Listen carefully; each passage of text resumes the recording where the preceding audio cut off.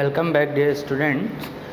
अब हम लोग का जो है नेक्स्ट फॉर्मेट जो है शुरू होगा इंडेफिनिट इंटीग्रेशन में। ये फॉर्मेट है x to the power m a plus b x to the power n whole to the power p dx।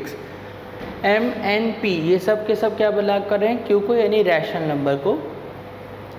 और इसमें सॉल्व करने के लिए कुछ डिफरेंट केसेस होते हैं। डिफरेंट केसेस कितने हैं? टोटल 4 केसेस होते हैं इसको सॉल्व करने के लिए। तो सबसे पहले हम लोग बात करेंगे case first, p belongs to positive integer. अगर p पॉजिटिव इंटीजर को बिलोंग कर रहा है तो इसको सॉल्व करने के लिए हम लोग क्या करेंगे, expand by using binomial theorem. तो हम यहाँ से इस पूरे एक्सप्रेशन को बायनोमियल थ्योरम से एक्सपैंड कर देंगे। सिंपल पावर है 2 है 3, तो स्टैंडर्ड फार्मूला हम लोग को ब्रैकेट नोन करना आता है तो उसी से कर देंगे। अगर पावर बहुत ज़्यादा बड़ी 4 है या 5 है तो फिर हम लोग बायनोमियल थ्योरम से इसको एक्सपैंड कर देंगे। और dx, अब इसको हम लोग अलग अलग कर लेते हैं। 9x to the power 2/5 dx plus integration, ये पावर ऐड बेस से में पावर ऐड हो जाएगी तो ये कितना आ जाएगा 6 + 10 16 तो यहाँ पर 16/15 dx प्लस 6 कांस्टेंट बाहर आ जाएगा और ये पावर आ जाएगी 11/15 dx। और then I = 9x to the power 7/5 upon 7/5 x to the power ये कितना आ जाएगा, ये 32/15 अपॉन 32/15 प्लस 6 इंटू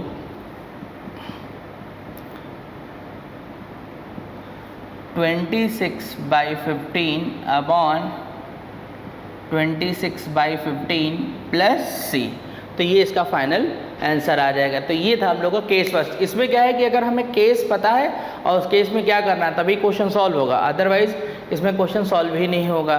तो अब ये हो गया केस फर्स्ट पे क्वेश्चन। अब नेक्स्ट हम लोग शुरू करते हैं, केस सेकंड डालते हैं। इसको मैं रब कर दे रहा हूँ अब।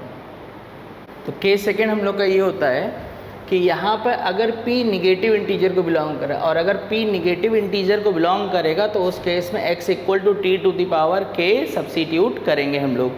और यहाँ पे k क्या होगा, k = common denominator of m and n। तो यानी कि m और n में जो कॉमन डिनोमिनेटर होगा उसको हम लोग ले लेंगे k के प्लेस पे और देन सब्स्टिट्यूट कर देंगे। तो फर्स्ट जैसे integration x to the power -2/3 x to the power 2/3 whole to the power -1।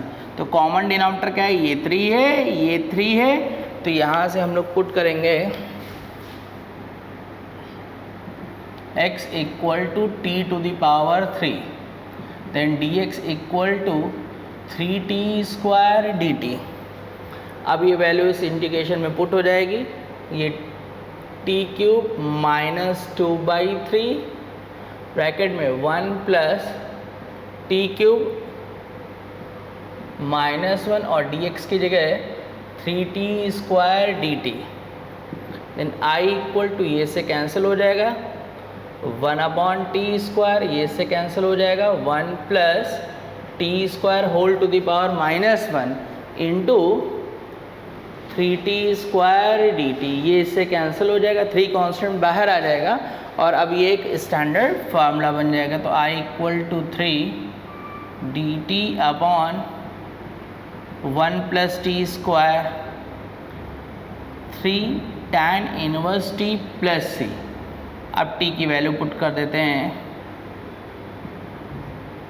तो ये x to the power 1/3 plus c, ये इसका आंसर हो गया।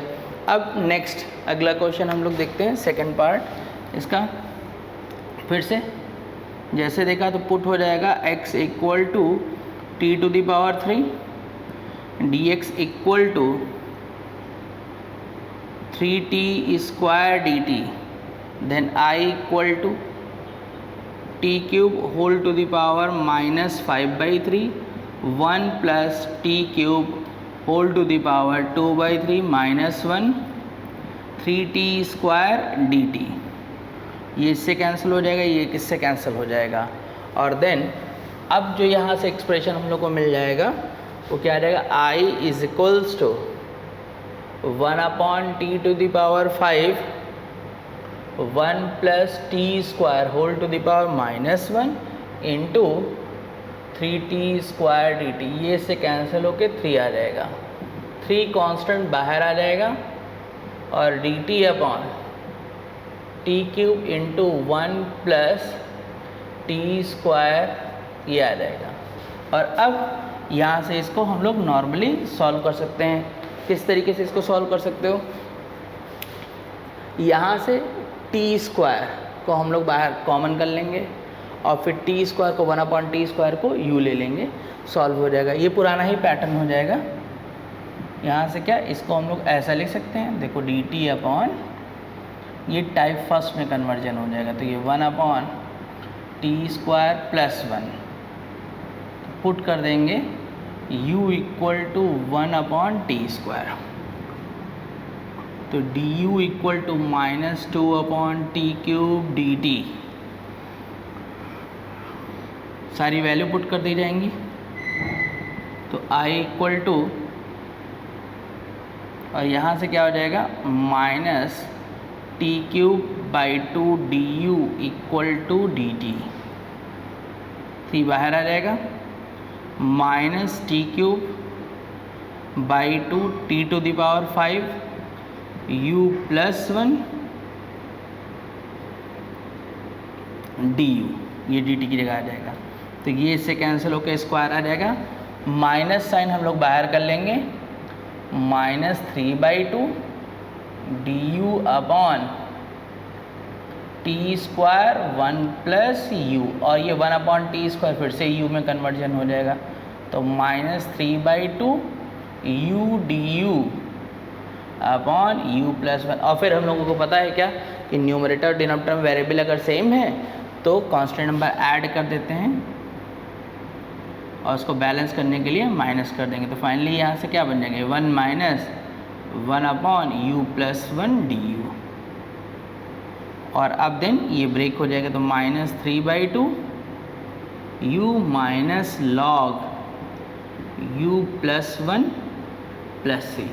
और अब u की वैल्यू पुट कर देते, तो वेयर u = 1/t², और t का वैल्यू क्या है, x = t⁵, तो t =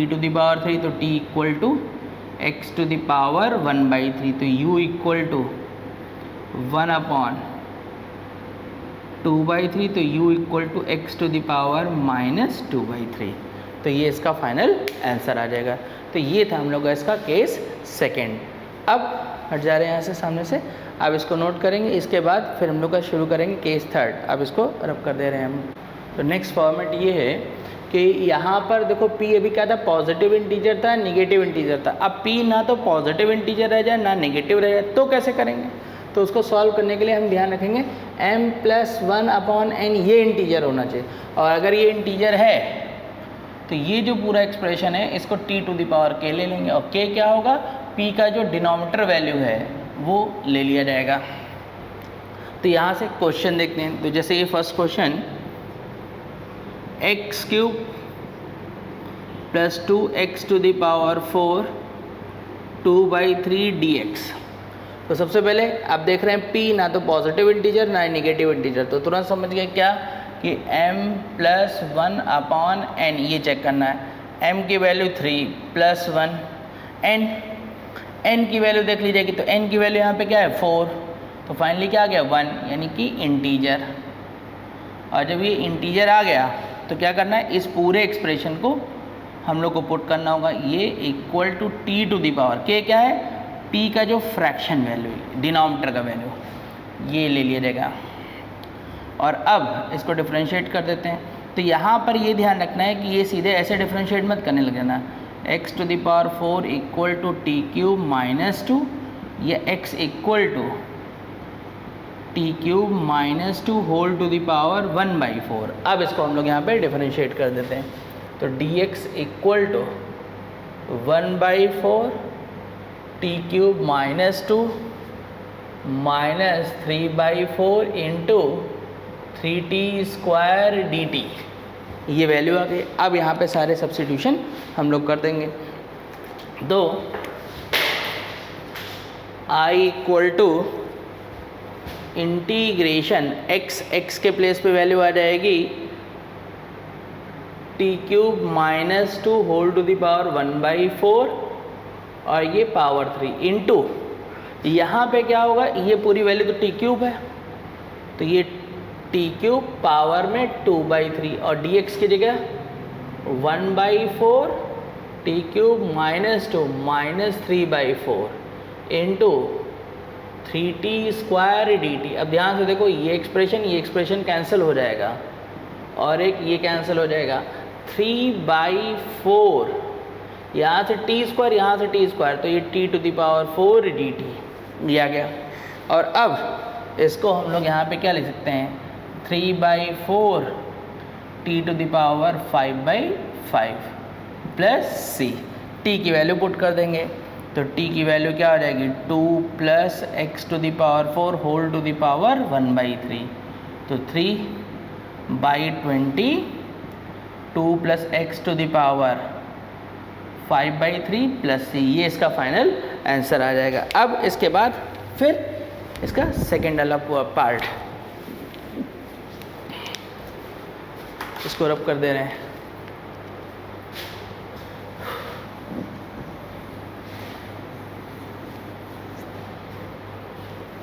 ये टोटल एडजस्टमेंट के ऊपर है, अगर एडजस्टमेंट पता है तो इसमें सॉल्व होगा, अगर सोचो कि हम इधर उधर कुछ करें तो फिर फंस जाएगी क्वेश्चन। तो अब नेक्स्ट क्वेश्चन में क्या है, फिर से वही सिंप्लीफाई कर लेते हैं इसको, ऐसे लिख लिया। अब यहाँ पे m+1/n, देखो ये इंटीजर आ रहा है और जब इंटीजर आ रहा है तो हम लोग को पता है कि क्या पुट करना है, तो 1 + = t², तो ये x⁴ 1/3 t² - 1 यानी x equal to t² - 1 whole to the power 3। अब dx equal to 3 t² - 1 whole of square into 2t dt, ये वैल्यू आ गई। अब ये वैल्यू इंटीग्रेशन में पुट कर दी जाएगी तो i इक्वल टू x की वैल्यू t² - 1 पावर 3 -2/3 और देन ये t² 1/2 और dx की जगह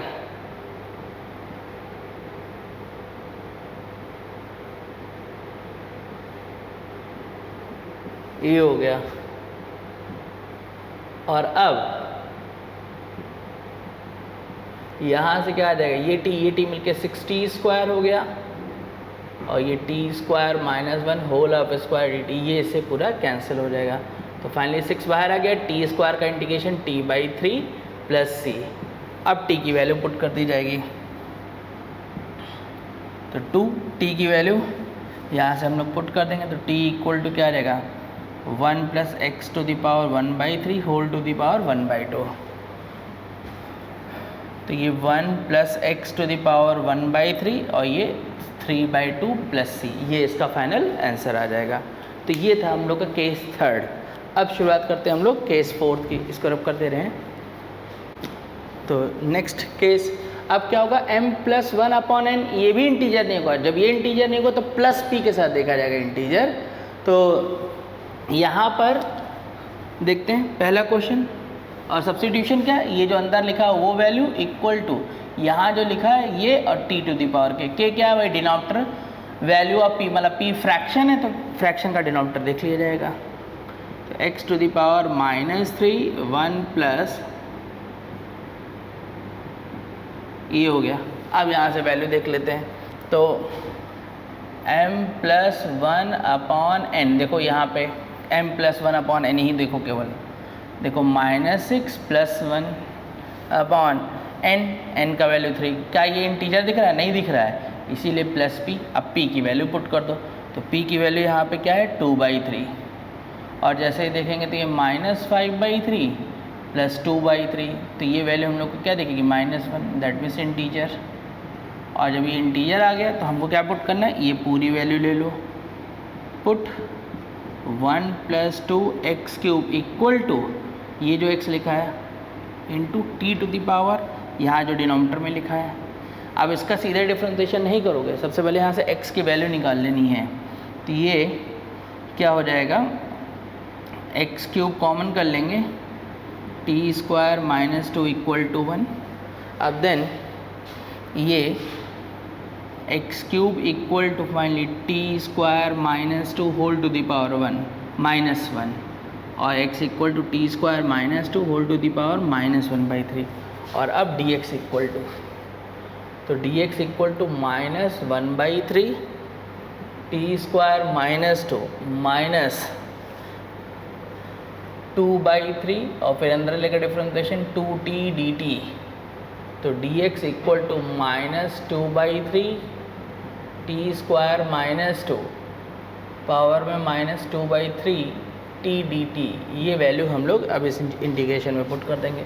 तो ये I इक्वल टू, सबसे पहले यहाँ पर ये x के प्लेस पे ये वैल्यू आ जाएगी, तो ये कितना आ जाएगा, टी स्क्वायर माइनस 2 माइनस 1/3, ये हो गया। और अब यहाँ पर जो वैल्यू है ये, तो यहाँ पे वैल्यू पुट करेंगे, तो ब्रैकेट स्टार्ट 1 + 2 और ये क्या आ जाएगा, t square minus 2 whole to the power minus 1। सिर्फ ये बचेगा, क्यों, क्योंकि ये इधर ट्रांसफर करें तो एक्स क्यूब का वैल्यू ये सीधे दिख रहा है ना, ये यहाँ से, और dx की जगह माइनस 2/3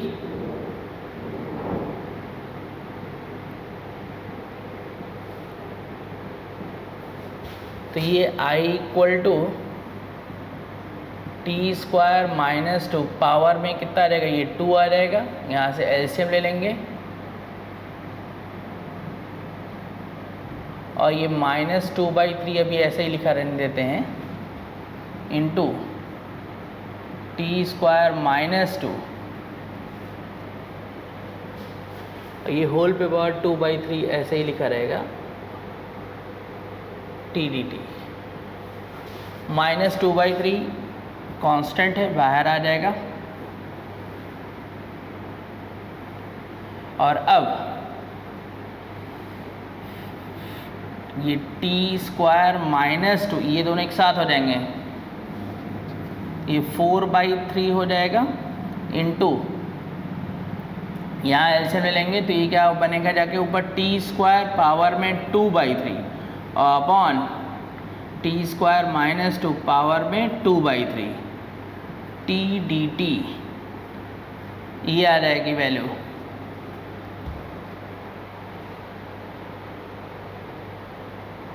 टी स्क्वायर,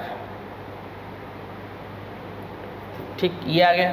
और अब यहाँ से 6 में से 4,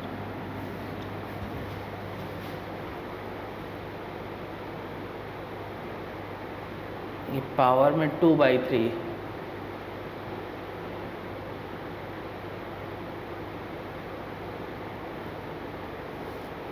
एक मिनट, ये सही कर लेना, इसमें यहाँ पर माइनस 4/3 होगा, ये माइनस 4/3, ये माइनस 4/3, तो ये बन जाएगा यहाँ से फाइनली 2/3, ये इससे कैंसिल हो जाएगा। और अब बचेगा हम लोग के पास सिर्फ क्या, I इक्वल टू माइनस 2/3 और ये t टू द पावर 4/3 और ये +1 इसका बेस हो जाएगा, तो ये 7/3 dt। और अब ये नॉर्मल इंटीग्रेशन हो गया, तो I इक्वल टू माइनस 2/3 और t to the power 10/3 upon 10/3 plus c, ये कैंसिल हो जाएगा, तो ये I इक्वल टू माइनस 1/3 और अब t की वैल्यू पुट कर दी जाएगी, तो यहाँ से t cube equal to 2 + x to the power -3, तो t इक्वल टू 1/3,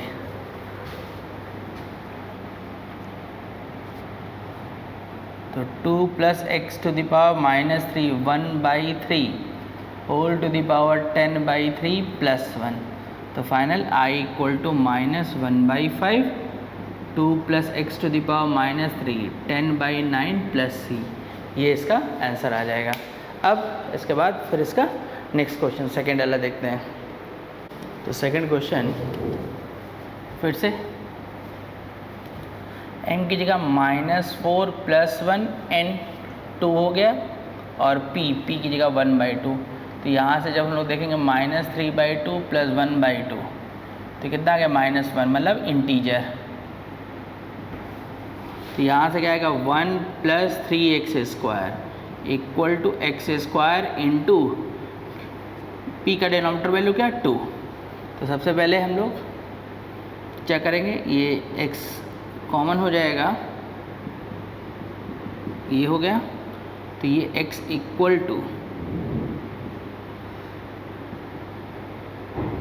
और अब यहाँ से क्या आ जाएगा x = t² - 3 पावर में -1/2। और अब ये वैल्यू पुट कर दी जाएगी। तो dx = -1/2 t² - 3 -3/2 into 2t dt। तो dx = -t² - 3t dt। अभी पूरी वैल्यू एक्सप्रेशन में पुट कर दी जाएंगी। तो I = x, यहाँ पे वैल्यू पुट हो जाएगी t² - 3 -1/2 और इसका जो पावर है वो -4 इंटू 1 + 3 और x² की जगह ये वैल्यू आ जाएगी 1/t² - 3 और टोटल पे पावर 1/2 dx की जगह -t into t² - 3 whole to the power -3 dt। और अब ये तो इससे कैंसिल हो जाएगा। तो ये I = माइनस साइन कॉमन कर देंगे, बाहर कर देंगे इंटीग्रेशन से, और ये t² - 3 whole to the power 2 और ये क्या आ जाएगा t² पावर में 1/2 upon t² - 3 whole to the power 1/2। Sorry, ये आ गया।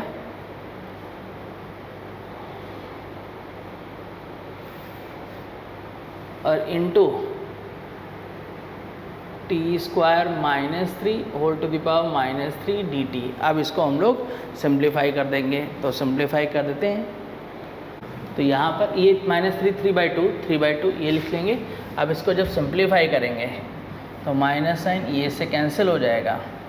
ये और ये एक साथ जब आ जाएंगे तो क्या आ जाएगा t² - 3 1/2t upon t² - 3 1/2 dt, ये इससे कैंसिल हो जाएगा।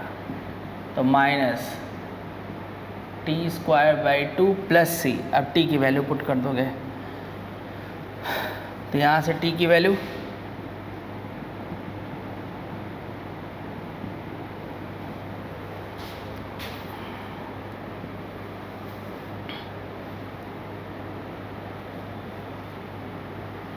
पुट कर दी जाएगी। तो इसका फाइनल ये आंसर आ जाएगा।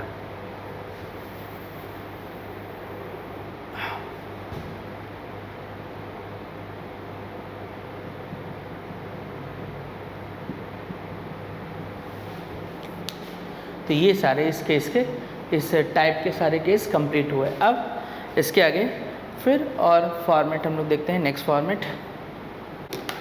फॉर्मेट ये इस तरीके से इंटीग्रेशन लिखा होगा। मान लो कि जैसे यहाँ पर ये जो नंबर लिखा है इससे एक लेस और इससे एक ज़्यादा, मान लो ये 3 लिखा हमने, तो ये x - 1 whole of square x + 1 power 4 लिख दिया। अब इसको कैसे सॉल्व करना है, तो सबसे पहले क्या करना है, यहाँ 3 लिखा है तो हमें यहाँ पे अंदर जो है पावर 3 सबमिट चेंज करना पड़ेगा। अब वो 3 कैसे चेंज होगा, तो उसके लिए जो फर्स्ट वाला लिखा हुआ है इसको हम लोग लिख सकते हैं x - 1 whole cube by x - 1 into ये x + 1 whole cube into x + 1 हो जाएगा कि नहीं हो जाएगा। अब ये पावर 1/3 होगा तो ये टर्म तो बाहर आ जाएंगे। तो dx upon x - 1 into x + 1 और देन ये cube root of x plus 1 upon x minus 1। ये फॉर्मेट अभी बहुत इंपॉर्टेंट चल रहा है, एडवांस में इसके क्वेश्चन जो है ना इसमें लिमिट अप्लाई करके आ रहे हैं। और इतना कर लेने के बाद ये जो अंदर एक्सप्रेशन है इसको t सब्सिट्यूट कर दोगे, और कैसा t, जैसे यहाँ पे 1/3 है तो ये इक्वल टू टी क्यूब हो जाएगा, मतलब ये यहाँ से पावर ये रिमूव होने चाहिए। अब डायरेक्ट डिफरेंशिएशन नहीं होगा है, यहाँ से सबसे पहले ये x के लिए इसको सॉल्व करेंगे हम लोग। तो जब ये x के लिए सॉल्व किया जाएगा तो टी क्यूब माइनस 1 x,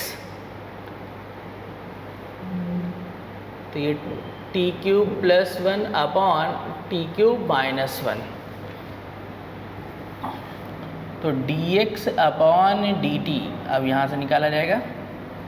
तो ये t cube minus 1 whole of square, t cube minus 1, और यहाँ से क्या आएगा ये 3t स्क्वायर माइनस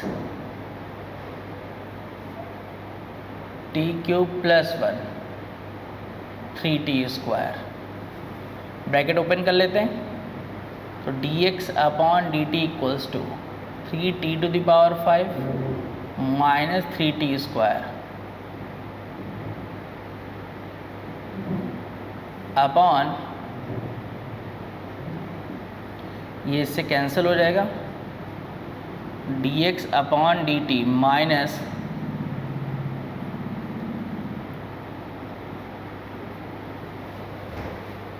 तो dx इक्वल टू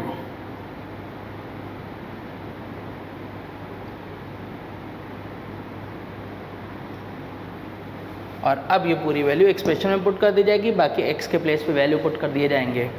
तो यहाँ पर I equal to 1 upon x के प्लेस पे वैल्यू टी क्यूब प्लस 1, ये ध्यान रखना ये इंपॉर्टेंट फॉर्मेट है इस समय मेंस और एडवांस दोनों के लिए। अभी क्या कर रहे हैं कि एडवांस में एक क्वेश्चन प्रॉपर्टीज़ की हेल्प से सॉल्व होता है डेफिनेट इंटीग्रेशन का, और एक क्वेश्चन होता है कि जो नॉर्मल इंटीग्रेशन हम लोगों ने पढ़ा है इनके अंदर का एक फॉर्मेट होता है जिसमें लिमिट अप्लाई होती है।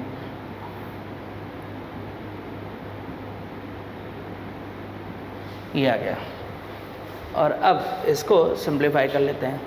तो ये I equal to integration minus 6t square upon